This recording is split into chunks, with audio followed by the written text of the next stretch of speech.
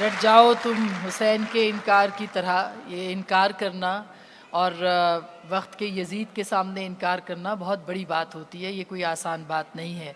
इनकार किसका, किसको, किस वक्त, वही बताता है कि हुसैन कौन है। हामिद मीर साहब, मुझे कहा गया कि वक्त कम है, लेकिन सब आपको सुनना चाहते हैं, आपको भी, फवाद हसन फवाद साहब को भी। तो प्लीज़ आप कुछ कहिए, उसके बाद फिर हमारे आज के जो महफ़िल की, शाम की महफ़िल है उसके। जी सर। बहुत बहुत शुक्रिया। क्योंकि आपने कहा वक्त कम है, तो मैं गुजारिश ये करूँगा, माइक थोड़ा सा करीब कर लीजिए, गुजारिश यही करूँगा कि दम बहुत है। मुझे जब बात कर रहा हूँ तो प्लीज़ बिजली बंद ना करें, अंधेरा ना हो जाए। क्योंकि मैं 3 दिन से यहाँ देख रहा हूँ, जिस भी सेशन में हम होते हैं और नूरुल हुदा साहिबा, वहाँ पे बिजली चली जाती है, चिरागों में रोशनी नहीं रहती। अच्छा, देखिए मैं जल्दी जल्दी बात करता हूँ। ये जो किताब है इसका नाम है कुंजे कफस, और अक्सर नौजवान जो है उनको पता है कुंजे कफस क्या होता है, कैद खाने का एक कोना। तो साहिब किताब जो हैं वो अब कुंजे कफस में नहीं है, ये रहा हो गए हैं, ये यहीं पे बैठे हुए हैं। सब ने आपको बताया कि ये किताब जो है एक जबर के और हब्स के मौसम में कुंजे कफस में लिखी गई थी। तो फवाद हसन फवाद साहब तो आपके सामने बैठे हैं, ये तो अब कुंजे कफस में नहीं है, लेकिन किताब पढ़ के ये लगता है कि जबर और हब्स का मौसम अभी ख़त्म नहीं हुआ, और जबर भी जारी है और हब्स भी जारी है। ये जो इज्तिमा है, इस इज्तिमा की एक इनफरादियत है जो मैंने स्टेज पे बैठ के मुशाहिदा किया है, और जो मैं आपके साथ शेयर करना चाहता हूँ आपके बारे में। वो ये है कि कुंजे कफस की इस तकरीब रूनुमाई में फवाद साहब के साथ जो लोग बंद थे, कैद में थे, वो भी बैठे हैं यहाँ पे।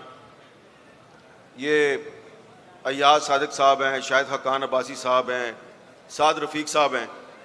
वैसे साद रफ़ीक साहब ने भी 2006 में जब मुशर्रफ के दौर में ये कैद हुए थे तो इन्होंने भी कुछ शेर व शायरी की थी, पता नहीं इनका दीवान कब आएगा, लेकिन इनसे पहले फवाद साहब का आ गया।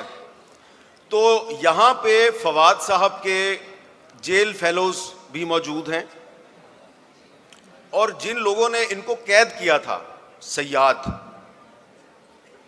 रिटायर्ड सयाद भी मौजूद हैं और हाजिर सरबत सयाद भी मौजूद हैं।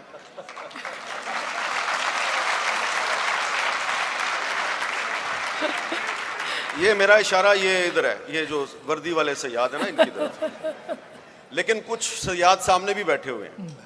तो ये सयाद जो हैं, ये अगर उस वक्त फवाद साहब का साथ देते जब ये 16 महीने की जेल काट रहे थे, तो शायद वो कुछ महीने कम हो जाते। लेकिन चलें, अभी ये उनके साथ इज़हार यकजहती के लिए यहाँ पे आए हैं, तो मुझे बड़ी खुशी हुई है। और जिस तरह के सब ने सलाल हसन के नाम जो नज़्म है उसका जिक्र किया है, तो इन्होंने तो किया तशरीह, मैं करूँगा आपके साथ डायरेक्ट बात। सलाल जो है वो इनके बेटे का नाम है, और ये नाम जो है ये बलोच नाम है, और ये नाम था नवाब अकबर बुगटी, उस बेटे का नाम था, सबसे छोटा बेटा जिसको शहीद कर दिया गया था। तो जब फवाद हसन फवाद का बेटा पैदा हुआ तो इनकी पोस्टिंग बलोचिस्तान में थी, तो इन्होंने अकबर बुगटी का जो शहीद हो गया था बेटा सलाल, उसके नाम पर अपने बेटे का नाम रखा।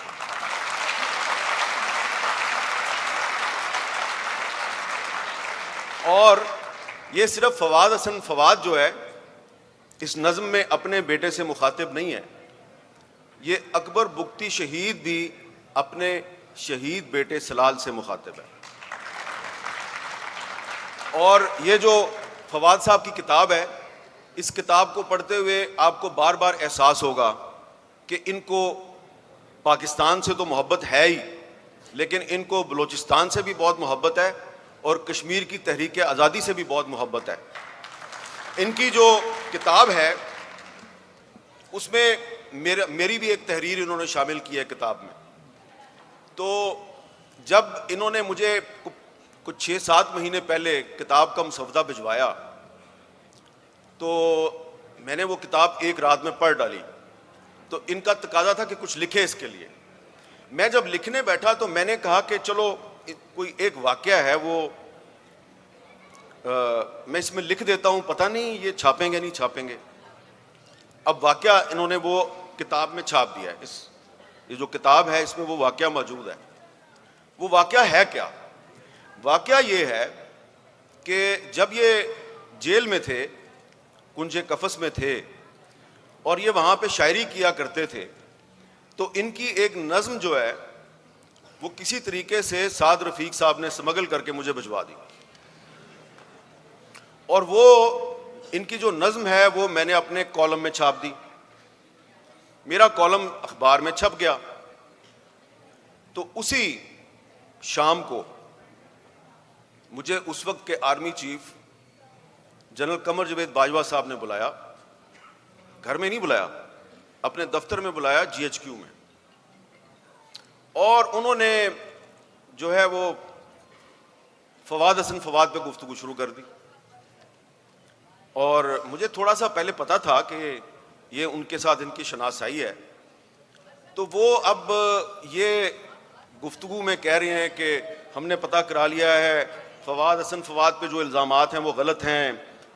अल्लाह की कसम हमारा कोई ताल्लुक़ नहीं, हमने नहीं बंद कराया और हमने देख लिया है।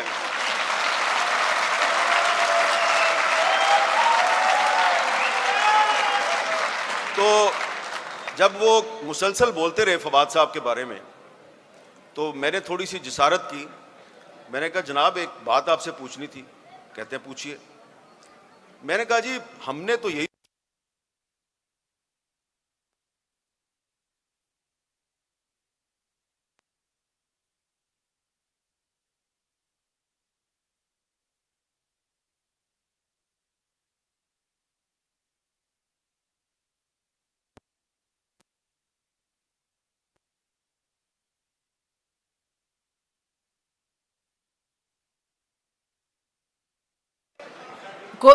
जी अब मेरा ख्याल है शुरू हो गया है बीर साहब जी। चले, आप अपनी आदत से बाज नहीं आएंगे और मैं अपनी आदत से बाज नहीं आऊंगा। अच्छा, तो मैंने उनसे ये कहा कि जनाब हमने तो यही सुना है कि ये नैब तो आपके कंट्रोल में है। ये तो नैब का इदारा भी एक फौजी डिक्टेटर ने कायम किया था और इसका तो कंट्रोल भी आपके पास है, और जो इसका इस वक्त चेयरमैन है ये तो मैं जानता हूँ, इसको तो लेके भी आप आए हैं। बज़ाहिर आपने इस्तेमाल जो है वो मुस्लिम लीग नून को और पीपल्स पार्टी को किया है, लेकिन इसको तो जावेद इकबाल को तो आप लेके आए हैं। तो उन्होंने कहा नहीं नहीं नहीं नहीं ऐसी बात नहीं, और फिर उन्होंने एक लंबी वजाहत की। तो मैंने कहा अच्छा चलें ठीक है, बहुत मेहरबानी। तो जनाब मैं वहाँ से वापस आ गया। उसके बाद भी कोई 8-9 महीने फवाद साहब जेल में रहे। तो इसका मतलब है कि उनको अगर पता भी था कि इन पे इल्ज़ाम गलत है तो सिर्फ उन्होंने मुझे बुला के ये कह दिया कि जनाब ये बेगुनाह है। तो अब मैंने आपको अर्ज ये करना है कि फवाद साहब जो हैं जी उनको 16 महीने थोड़ा सा शोर कम कर दें प्लीज। कोई बात नहीं, मेरी बात सुन लें जी, शोर ना मचाएं। ओके, बस खत्म होने वाला है, थोड़ा सा इंतजार कर लीजिए जी। अच्छा, तो बात यह है कि मैं कल परसों शौकत तरीन साहब की मैं गुफ्तगू सुन रहा था, तो उन्होंने बताया कि किस तरह वो किसी के कमाले फैज़ से नैब के केस से निकल गए। तो फवाद साहब को ना तो कमाले फैज़ मुयस्सर था, ना ही रश्के कमर की पहली नजर इन पर पड़ी।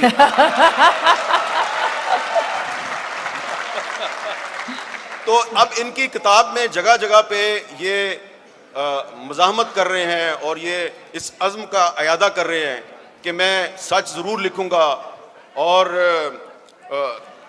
हजार तरह से आए अजाब लिखूंगा। वाह। तो मैं सिर्फ आपको ये अर्ज़ करना चाहता हूँ कि जैसा कि मैंने इब्तिदा में अर्ज़ किया कि किताब पढ़ते हुए लगता है कि जबर का और हब्स का मौसम अभी ख़त्म नहीं हुआ। तो यहाँ पर साबका हुकूमत के कैदी भी मौजूद हैं, ये साबका हुकूमत के कैदी भी हैं, और अभी मुझे एक चेहरा नज़र आया है, इस हुकूमत का एक कैदी भी मौजूद है, एक सहाफ़ी शाहिद असलम, जिसको थोड़े दिन पहले FIA ने गिरफ्तार किया था क्योंकि उसने उन साहब जिन्होंने मुझे बुलाया था उन साहब के एसेट्स के बारे में कोई खबर दे दी थी, पता नहीं उन्होंने लीक की थी, किसने लीक की थी, लेकिन इस हुकूमत ने उनको भी उठा लिया। तो मेरी गुजारिश सिर्फ ये है कि एक तो पहली बात यह है कि जैसा हमाद गज़नवी साहब ने बिल्कुल दुरुस्त फरमाया कि ये किताब दरअसल जो है निज़ाम इंसाफ का नोहा है, लेकिन जो आज के हुक्मरान हैं, कुछ वज़ीर हजरात यहाँ मौजूद हैं, उनसे बड़े अदब से गुजारिश है कि इमरान खान के दौर में फवाद हसन फवाद को हीरो बना दिया गया, साद रफ़ीक साहब को हीरो बना दिया गया, इनको अय्याज सादिक साहब को, शाहिद हकान अब्बासी साहब को हीरो बना दिया गया, क्योंकि जब भी इनको गिरफ्तार किया जाता था हम इनके बारे में कहते थे इन पे मुकदमे गलत हैं, इन पे झूठे इल्ज़ाम है। राना सनाउल्लाह को जब हीरोइन के केस में गिरफ्तार किया गया, हमने फौरन कहा ये झूठा इल्ज़ाम है। तो आप तो साल साल, डेढ़ साल, दो साल जेल में रहते थे, अब आप हुकूमत में आए हैं, आप अपने मुखालफिन को शराब के केसों में अंदर कर देते हैं, वो 2 दिन में बाहर आ जाते हैं, आप 2 साल तक अंदर रहते थे। तो ये थोड़ी सी मेरी गुजारिश ये है कि वो काम ना करें जो आपके खिलाफ हो रहा था। अब आप भी अगर वही काम करेंगे तो फिर आप में और इनमें फर्क नहीं क्या फर्क रह जाएगा। बिल्कुल मीर साहब जी, जबरदस्त सर, बहुत शुक्रिया। आपने मुकम्मल कर ली बात, कुछ रह गया बाकी? काफी कुछ रह गया, चले, लेकिन बहुत बहुत शुक्रिया। बहुत शुक्रिया।